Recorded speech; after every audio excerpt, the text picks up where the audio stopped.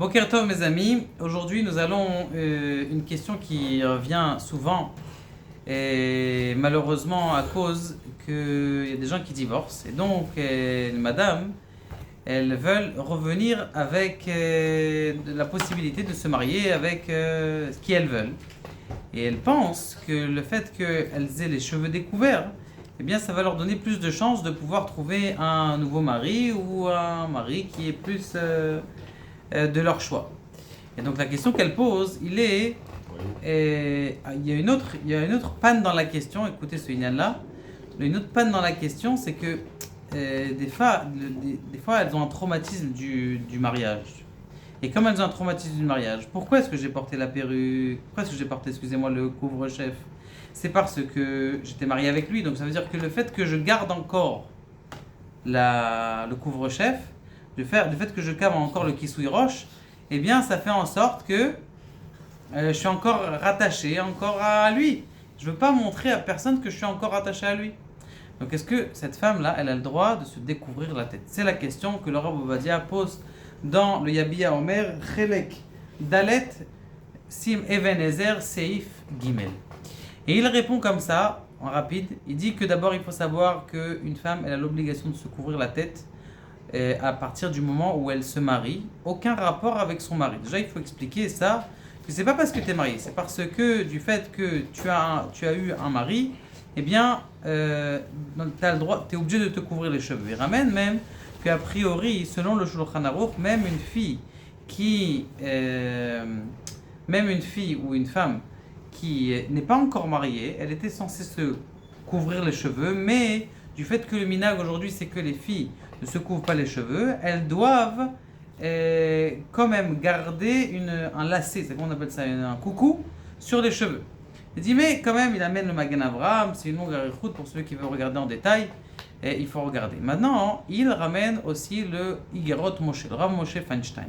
La question du Rav Moshe Feinstein était de la sorte, une femme qui était la pauvre Almana, elle a perdu son mari très tôt et donc elle est très jeune, elle voudrait se remarier, elle ne voudrait pas montrer qu'elle est déjà mariée et qu'on lui propose un mariage, donc on lui propose un travail à condition et donc une parnassa et de quoi élever ses enfants à condition qu'elle laisse ses cheveux découverts. Est-ce qu'elle a le droit, oui ou non?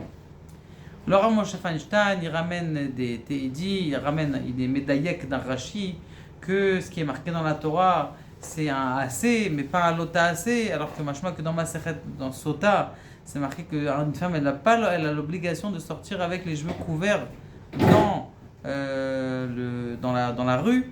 Pourquoi? Parce qu'elle doit montrer, même al pi Kabbalah, c'est des choses qui donnent beaucoup de bracha dans une maison qu'une femme qui est couverte. Mais il dit à la fin, il dit que du fait que cette femme-là, elle n'est pas encore mariée. Elle n'est pas encore mariée.